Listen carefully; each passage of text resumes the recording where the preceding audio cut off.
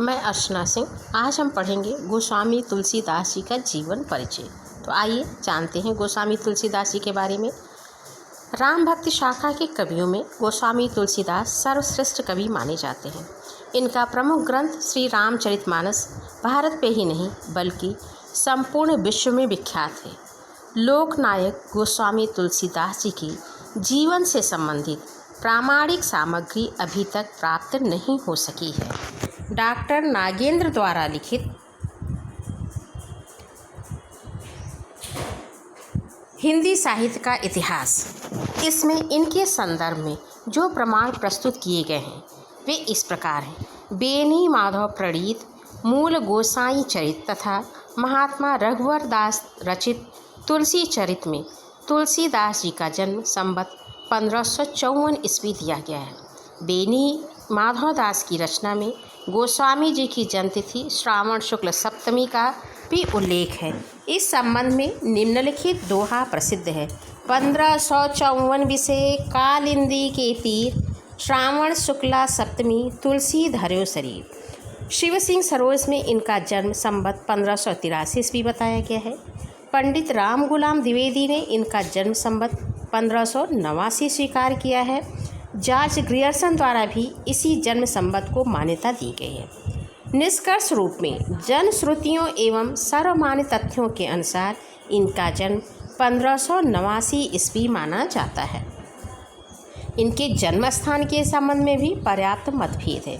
तुलसी चरित में इनका जन्म स्थान राजापुर बताया गया है, जो उत्तर प्रदेश के बांदा जिले का एक गांव है। कुछ विद्वान तुलसीदास द्वारा रचित पंक्ति मैं पुण्य निज गुर सन सुनी कथा सुकर खेत के आधार पे इनका जन्म स्थल उत्तर प्रदेश स्थित एटा जिले के सोरो नामक स्थान को मानते हैं, जबकि कुछ अन्य विद्वानों का मत है कि सूकर खेत को भ्रमवश सोरो मान लिया गया है। वास्तव में यह स्थान आजमगढ़ में स्थित है।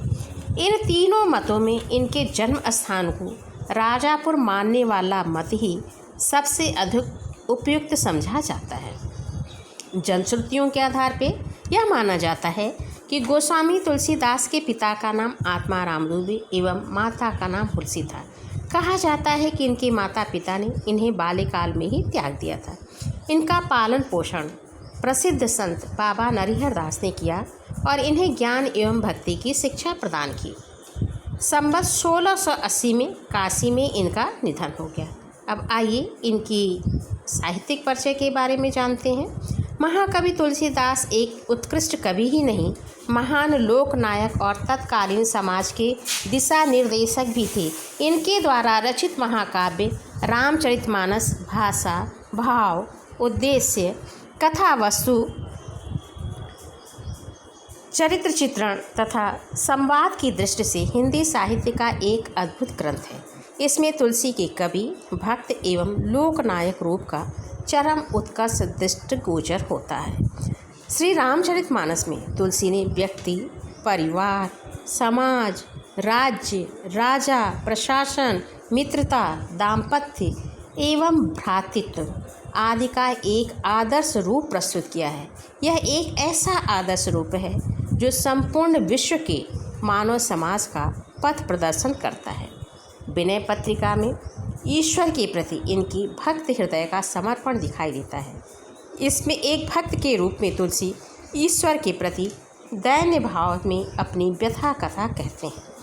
गोस्वामी तुलसीदास जी की काव्य प्रतिभा का सबसे विशिष्ट पक्ष यह है कि ये समन्वयवादी थे। इन्होंने रामचरितमानस में राम को शिव का और शिव को राम का भक्त दिखाया है और इस तरह से वैष्णव एवं शैव संप्रदायों में समन्वय के भाव को अभिव्यक्त किया है। निषाद एवं सबरी के प्रति राम के व्यवहार का चित्रण कर समाज की जातिवादी परंपरा पर आधारित भावना की महत्वहीनता को प्रकट किया है और ज्ञान एवं भक्ति में समन्वय स्थापित किया है। तुलसीदास जी की प्रमुख रचनाएं श्री रामचरितमानस, विनय पत्रिका, कवितावली, गीतावली, श्री कृष्ण गीतावली, दोहावली, जानकी मंगल, पार्वती मंगल, वैराग्य संदीपनी तथा बरवै रामायण आदि। अब इनकी काव्यगत विशेषताओं को समझते हैं। काव्यगत विशेषताओं को दो भागों में बांटते हैं, भाव पक्ष और कला पक्ष। भाव पक्ष के बारे में जानते हैं। महाकवि तुलसी ने अपनी अधिकांश कृतियों में श्री राम के अनुपम गुणों का गान किया है। शील, शक्ति और सौंदर्य के भंडार मर्यादा पुरुषोत्तम राम इनके इष्ट देव हैं। तुलसी की भक्ति दास्य भाव की है। इन्होंने स्वयं को श्री राम का दास और श्री राम को अपना स्वामी माना है। अपने उद्धार के लिए ये प्रभु भक्ति की याचना करते, जैसे मांगत तुलसीदास कर जोरी, बसहु राम सिय मानस मोरी। तुलसी ने समग्र ग्रंथों की रचना स्वांतः सुखाय अर्थात अपने अंतःकरण के सुख के लिए की है। इन्होंने लिखा है, स्वांतः सुखाय तुलसी रघुनाथ गाथा। तुलसीदास जी समन्वय भावना के साधक हैं। उन्होंने सगुण, निर्गुण, ज्ञान, भक्ति, शैव, वैष्णव और विभिन्न मतों एवं संप्रदायों में समन्वय स्थापित किया। निर्गुण और सगुण को एक माना है। जैसे लिखते हैं तुलसीदास जी, अगुण ही सगुण ही नहीं कछु भेदा, गाँव ही मुनि पुराण बुद्धि भेदा। तुलसी के काव्य में विभिन्न रसों का सुंदर समन्वय हुआ है। यद्यपि इनके काव्य में शांत रस प्रमुख है, फिर भी श्रृंगार रस की अद्भुत छटा भी दर्शनीय है। इसके अतिरिक्त करुण, रौद्र, विभत्स, भयानक, वीर, अद्भुत एवं हास्य रसों का भी प्रयोग किया गया है।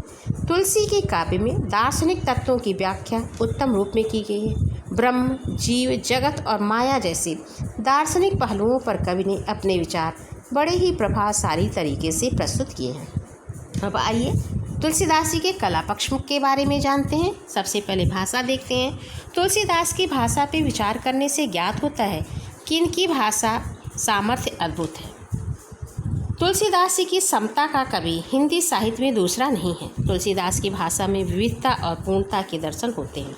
तुलसीदास ने अपने रामचरितमानस की भूमिका में लिखा है, स्वांतः सुखाय तुलसी रघुनाथ गाथा, भाषा निबंध मति मंजुल मात नोती। तुलसीदास के उक्त कथन में इनकी राम कथा के विविध स्रोतों की ओर संकेत तो है ही, साथ ही इसमें तुलसीदास के भाषा ज्ञान का संकेत भी निहित है। रामचरितमानस की रचना जिस भाषा में की है वह अवधी है, किंतु इन्हें अन्य भाषाओं का भी ज्ञान था। इनकी कवितावली में ब्रजभाषा का सुंदर प्रयोग किया है। इसी तरह से श्री कृष्ण गीतावली की रचना भी ब्रजभाषा में हुई है। रामचरितमानस प्रधान रूप से अवधी की रचना होते भी इसमें ब्रज का पुट भी प्राप्त होता है। साथ ही संस्कृत का प्रयोग भी इसमें हुआ है। तुलसीदास संस्कृत के अच्छे ज्ञाता थे, अतः इनके साहित्य में तत्सम शब्दावली का प्रयोग पर्याप्त मात्रा में हुआ है, किंतु तद्भव और देश शब्दों का इनके काव्य में नितांत अभाव नहीं है। साथ ही विदेशी शब्दावली का तुलसीदास ने सर्वथा त्याग नहीं किया है। इनके काव्य में जहाँ तहाँ तद्भव शब्दों का भी प्रयोग हुआ है। अपनी भाषा में मुहावरे, लोकोक्तियों का भी तुलसीदास जी ने प्रयोग किया है। अब आइए तुलसीदास जी की शैली के बारे में जानते हैं। शैली की दृष्टि से तुलसीदास जी के काव्य में विविधता दिखाई देती है। इनकी शैली की प्रमुख विशेषताएं स्वाभाविकता, सरलता, सरसता, नाटकीयता। तुलसीदास की काव्य में जिन विविध शैलियों के दर्शन होते हैं वे इस प्रकार से हैं।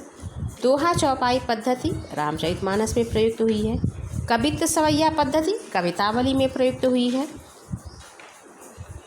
दोहा पद्धति दोहावली में है। गेय पद शैली विनय पत्रिका और गीतावली में है।